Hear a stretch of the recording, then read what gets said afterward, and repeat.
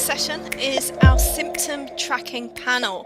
So this is a really important topic. We know that lots of people with arthritis want to better understand, how your symptoms might interact with different things. So we are joined today by three experts in health symptom tracking. From MIME, we have Dr. Millie Little, or Lytle, if I'm pronouncing that right.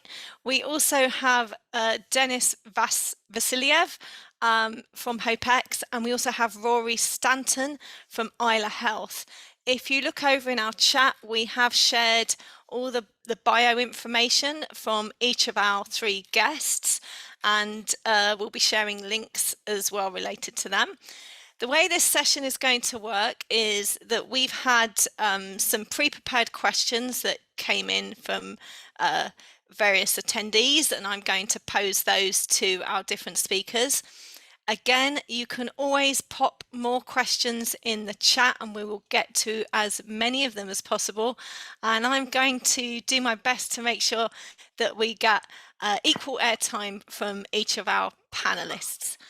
Okay, so we're going to start off and asking the most obvious question, which is why is it important for people with arthritis to track symptoms?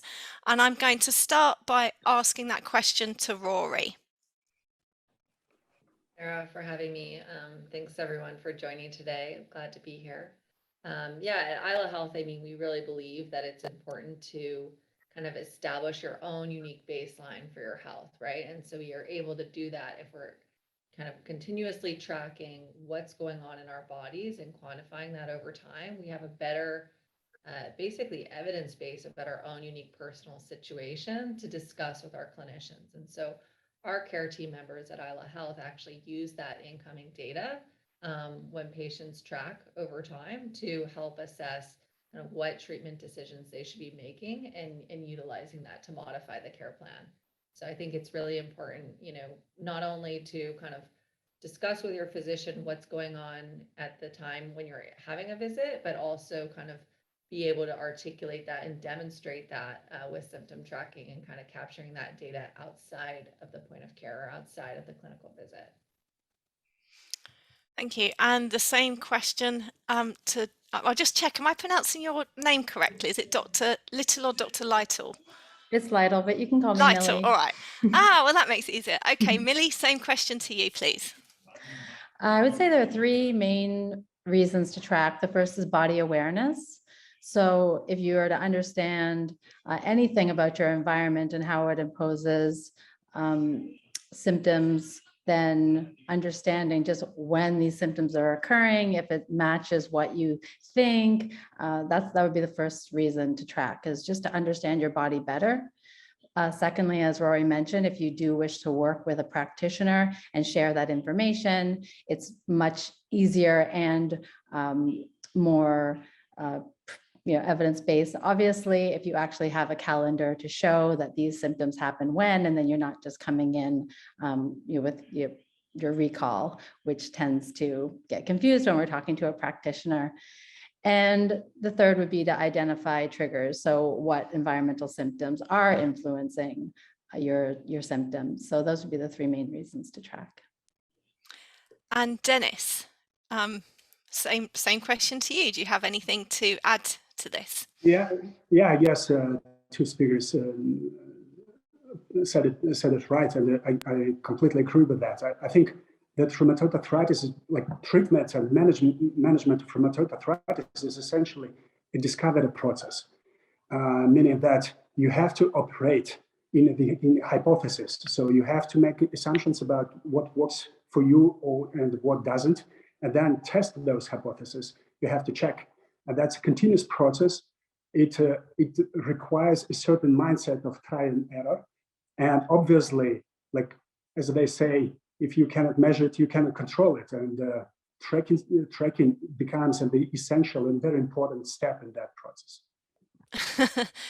So one of the questions that came up a lot, and it's certainly something that I struggle with, is knowing what do you track? There's so many things that might possibly affect arthritis. So where do you start? And that one's going to Millie. Oftentimes people want to start by tracking all their symptoms, but in actual reality, I recommend people start with the environmental, the day-to-day. So we track what we eat, we track where we go, we track any weather patterns. And again, I would start with the hypotheses. So those are a good places to start. And then as we're tracking our environment, then we start to notice what symptoms come up and when. If we just start with our symptoms, then it can get extremely confusing as to, it seems like a pile of symptoms and we don't know what environmental factors are influencing it. So that's what we do at Miami, and that's what I've always done in my practice as well. Start with the day-to-day and then work in the triggers over time. Oh, sorry, work in the symptoms over time. And Dennis, where do you think people should start when it comes to symptom tracking? Well, if you think about managing rheumatoid arthritis in this manner of the hypothesis testing, then you have to measure the one side, which is the factor that has any impact on your body, and then you have to measure what impact these produces, if at all, right? So from that point of view, you have to start with the symptoms. You have to start with some triggers that you've got a good assumption that work for you. And then what's important is to start tracking the disease activity. And that's a very important thing that we believe, because only in that combination, you are able to say, okay, this factor may have an impact on my body, but this is a validation of that, right? So measuring disease activity, you can say, okay, this is indeed the case. And Rory. Oh, you want...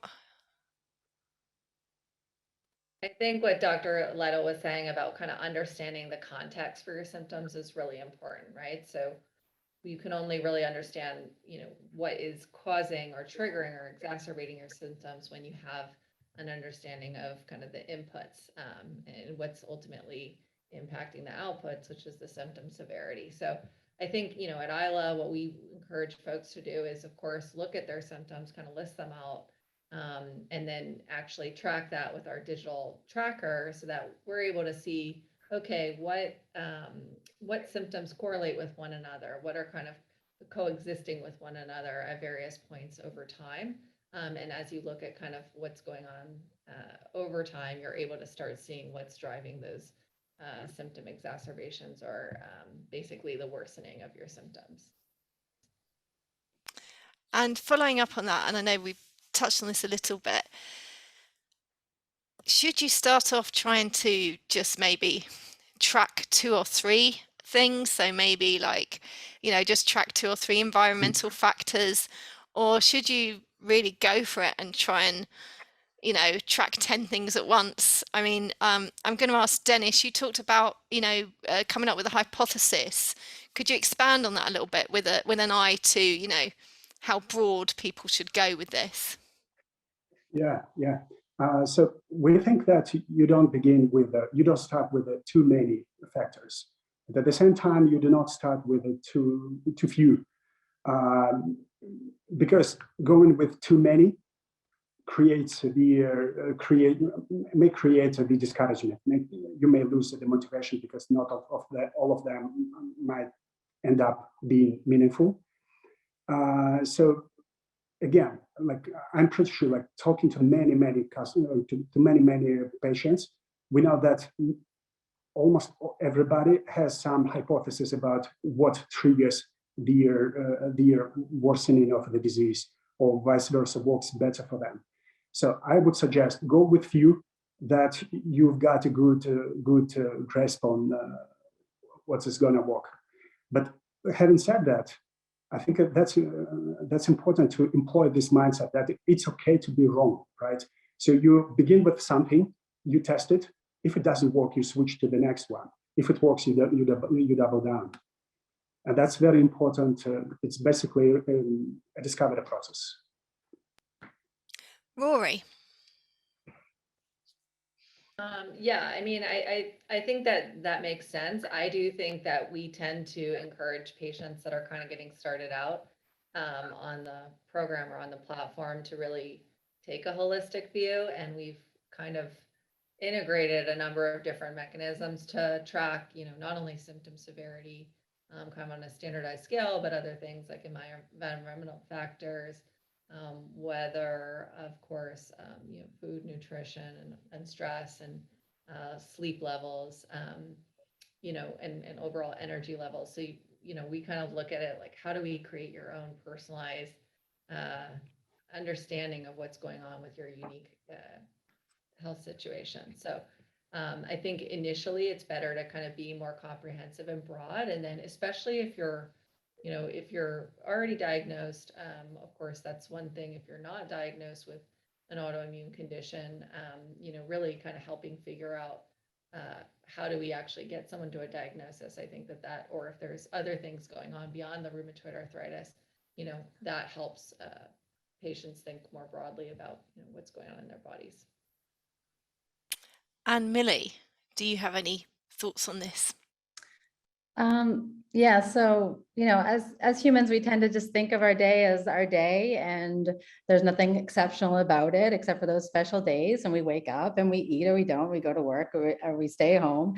And we never really think about all those factors that are influencing. And at MyMe, we realize and recognize how important all those factors are. And so we map. We, in tracking everything that you do in your day, and it doesn't take years or even weeks of tracking, it just takes a few days to say, Monday, Wednesday, and Friday, I do this. Tuesday and Thursday, for example, I do this. And so these differences in your life are actually what make the discrepancies in identifying symptoms. So to answer your question, I would say we map the context, and I really love that word that Rory used. We map the context of our life, and then we start to fill it in with very few symptoms. Maybe one symptom that represents our symptoms. And at MyMe, we recommend tracking fluctuating symptoms more than the everyday symptom. Thank you. Okay, so now a very practical question about how to track symptoms and how we can do that. So all of you are representing companies that have great apps that help people do this. So this is a great opportunity for you guys to explain a little bit about your products, but also any other tips you might give for people if they maybe want to do it in a lo-fi way. And, because some people prefer apps, some people prefer paper. So Rory, I'm going to put this question to you first. Tell us some of the ways people can actually do this on a practical level.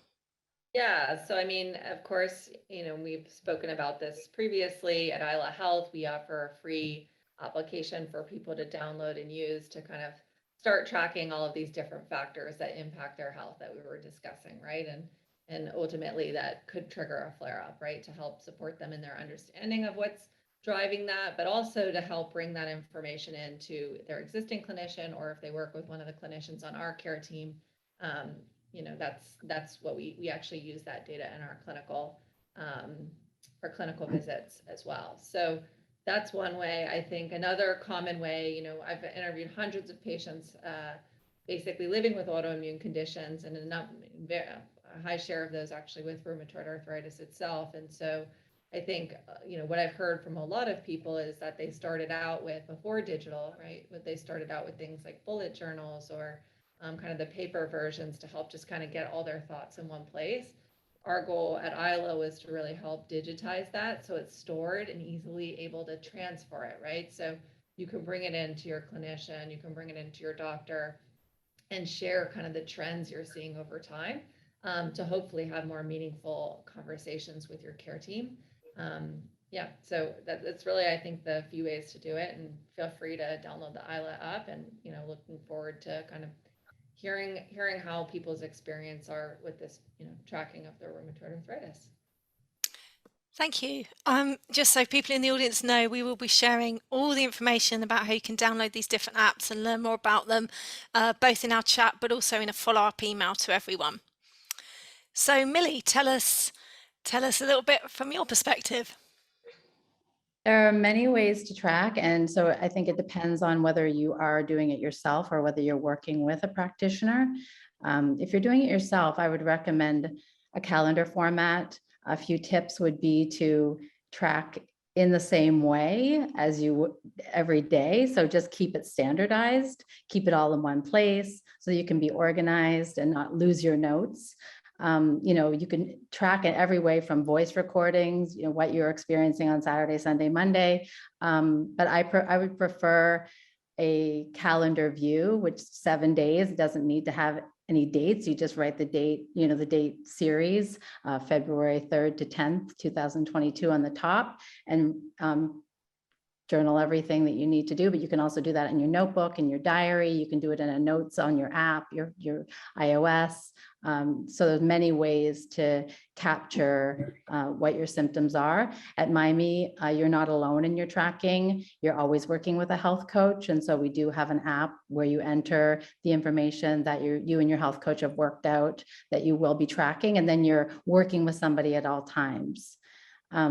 So it's really important, if you are working with a healthcare practitioner, to also ask how they would prefer to receive the information. Quantified self, which is maybe the history of biohacking and how people began tracking, you track everything possible in a spreadsheet, an Excel spreadsheet. And if you're a really organized person, your brain works that way. If you have tech function or tools, then you can do that really easily. And maybe your doctor wants to see it that way, but maybe they would just prefer to see it pen and paper too, what feels organic to you. So that's important as to who you're working with and how they prefer to see it, and how you can understand it and read it. Most important. And Dennis, can you share some of the ways that people can track? Yeah, I completely agree with Nelia. I think whatever works better for you. Some people prefer paper-based, some prefer Excel. Many patients use different kinds of applications. I think the general rule is that indeed you have to be consistent and diligent in terms of the format and the frequency of the entries. But I'm a data person. So for me, it makes sense to organize everything in one place in Excel so that I can immediately see and recognize some patterns, and that's easier to do if you do something like structured tool like Excel rather than paper-based. But some other people prefer paper-based. Using applications definitely helps and has its own advantages. And at HopeX, we support patients with different types of trackers, and the benefits of that are include. First of all, you keep everything organized in the same format, and the application helps you to automate and to help you with the entry process. It has reminders, it processes the data, and it can generate some insights based on your data back to you. So it's not just a passive, one-way health diary. It's an intelligent system that absorbs information from you and from other patients, and then based on that information delivers personalized recommendations back to you. The second advantage of using an application like HopeX or others is that they allow you to use other automatic ways of entering your data. For example, if you're using Apple Watch, right? So you're Apple user, you can connect your Apple Health or Apple Watch activity to the application. This way, you will automate the entry of your physical activity data into the application, and et cetera, et cetera. That's great, thank you. So Millie touched on something that we want to get into now, which is how can you share this data and this information either with your clinician, so your primary healthcare provider or your rheumatologist, or with any other kind of healthcare professional that you're working with. Millie, you suggested that people actually ask the practitioner how they would like to receive this information. So I'm going to put this question to you first. Sure, yes. You don't want to assume that your practitioner is going to understand or interpret or take the time to read pages and pages. And so maybe part of it is getting the right practitioner for you is finding a practitioner who will read it. But it is important to not make assumptions that the way that you track is the way that the person, that your practitioner will understand it. So I think that it is important to respect your practitioner and ask if it would be beneficial for them, why not, in what format, can you bring it in? Can you bring it in every time? Would they prefer to receive it digitally beforehand, or can you bring it into the session? Just some common sense routine questions that gives them the courtesy and the time to give you feedback, and also lets you know whether or not, again, you're working with the right provider.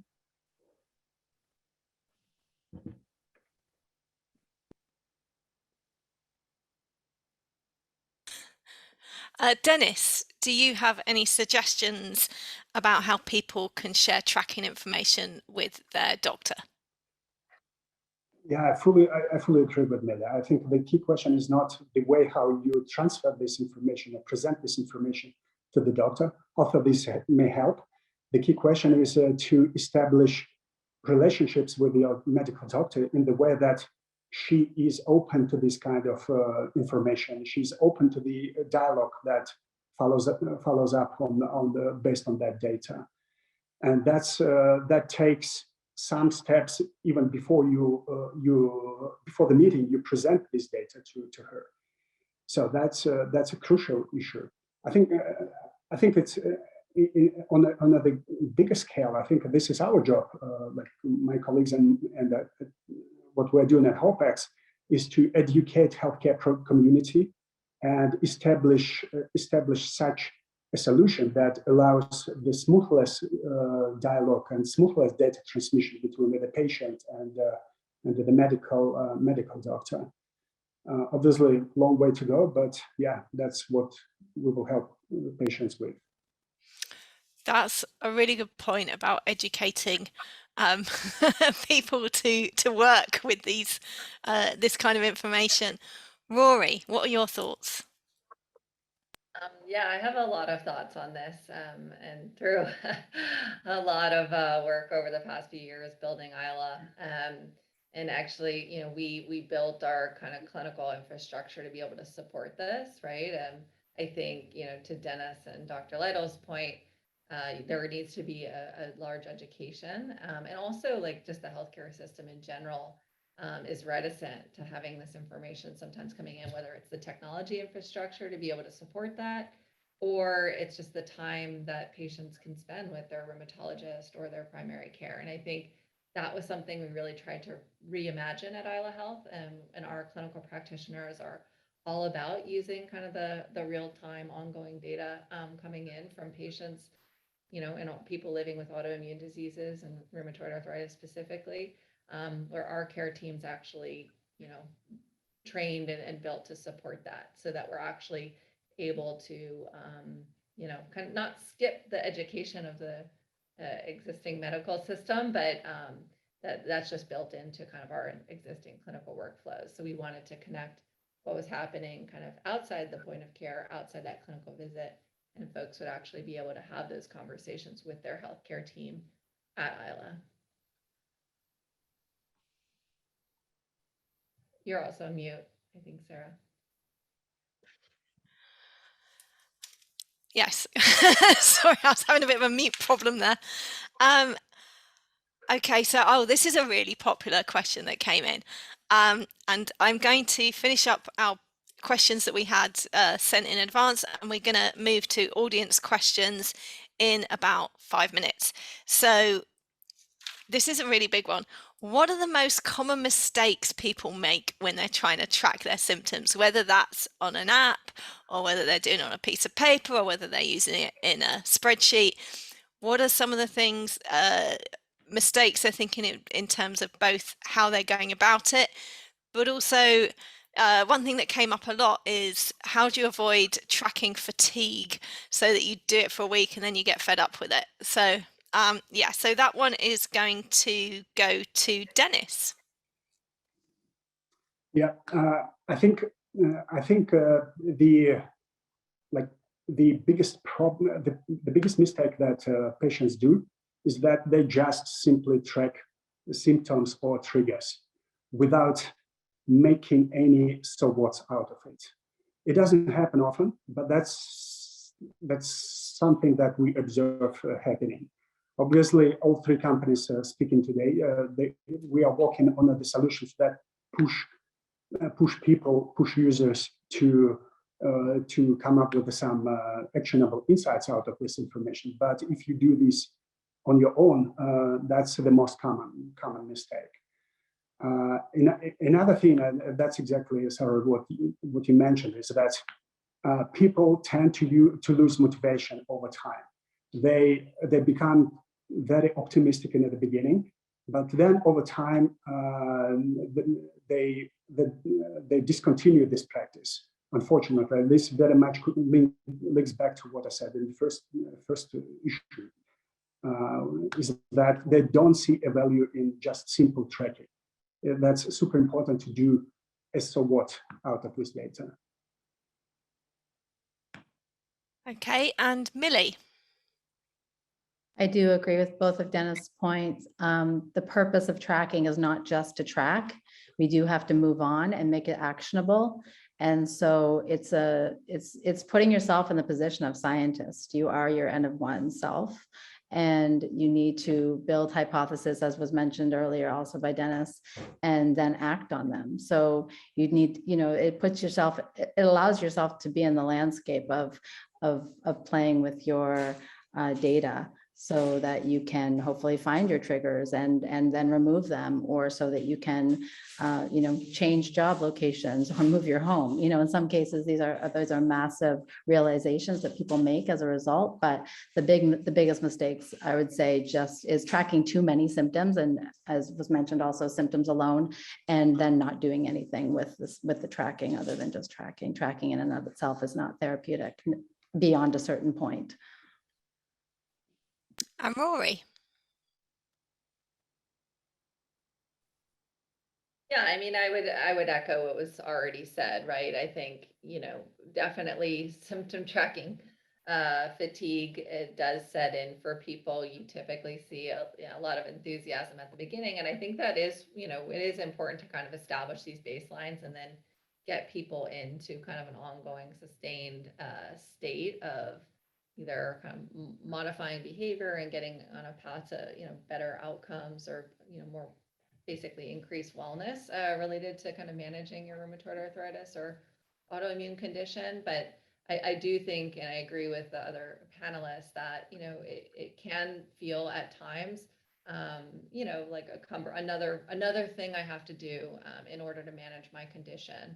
And, on the one hand, it's a frustration, I think, for a lot of people living with these complex diseases. But, I think on the optimistic side, and kind of where I think it can be really meaningful, especially as we're learning how to translate what's going on in our own bodies in a more, I guess, digestible way for our care team, right? I think sometimes our care teams dismiss or invalidate us. And that was really one of the things that, I say when we work with patients, is really to help support people in thinking like, this is really basically you giving evidence to what's going on inside your body, and being able to showcase that to your clinician, so that you're not dismissed, right? Your symptoms are not invisible. So I think that it's a reality of just human nature, but at the same time, I think it gives us a real opportunity to learn more about, our rheumatoid arthritis, our autoimmune disease,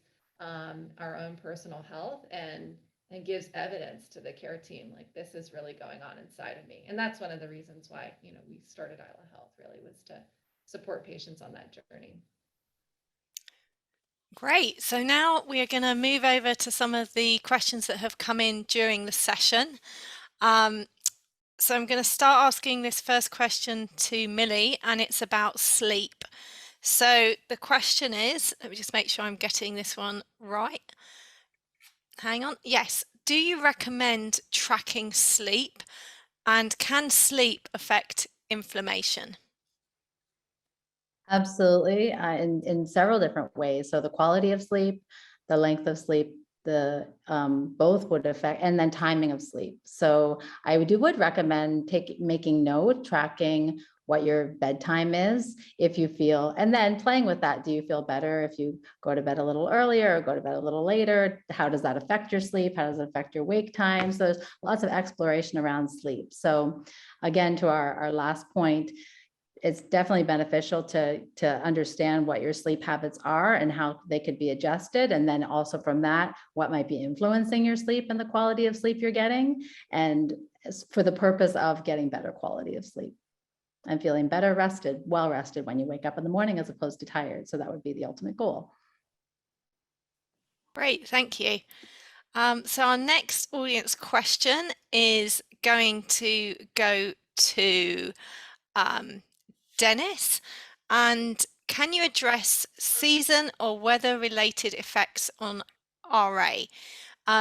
So how does humidity, is it worth tracking things like humidity, dry heat, or cold temperatures? And do they affect people in different ways? We understand that each person's body is different, but, we'd like to understand how to navigate weather and flares. Definitely. Weather is a factor, and we keep hearing quite often from patients that weather affects them, but not all of them, and in very individually. Some people complain about temperature. Some people prefer cold weather, some warm weather. Some people complain about not kind of the absolute value of the certain weather parameter, like humidity or pressure or temperature, but about the change. The sudden change in the air pressure may trigger the flare-up. And we do suggest that people track down those parameters. Thanks. And then Rory, another audience question. So the question is about tracking fatigue. So this is a really important one because it's such a common symptom for people with autoimmune conditions. But how do you know if you're tracking autoimmune fatigue or actually any kind of chronic pain, arthritis fatigue, compared to the normal fatigue someone might have if they're looking after a small child? And what can happen when you're getting all muddled up with that? Any thoughts on that? Yeah, that's a really great question, right? So you have confounding factors that impact your symptoms, right? And I don't know if there was any like silver bullet to this. However, I think, over time you could probably get a little bit more sophisticated and maybe detailing, today was a more intense childcare day. Like we have a notes section on our tracker, so you can kind of add some of that detail in and start to see some of that trend line. I think over time, again, to the extent you want to track and tag certain data or certain kind of elements related to the tracking that you're doing, you can get more nuance around what's driving it. I do think that there are a number of factors that contribute, and kind of distilling that out is still something that we're working on figuring out, right? What is ultimately going to drive down this symptom versus another one. And that's as you look at these different symptoms that you're tracking over time and the kind of correlating factors that are driving them, you can start to get more granularity and precision around what that is. But you really need to kind of do this I think that's kind of leads us back to the question at the beginning of, should we track a few things or should we track everything? If you're really trying to understand what's driving and seeing those correlations, you'll want to have more of a robust or, I guess, expansive documentation of what's going on to hopefully pull that out.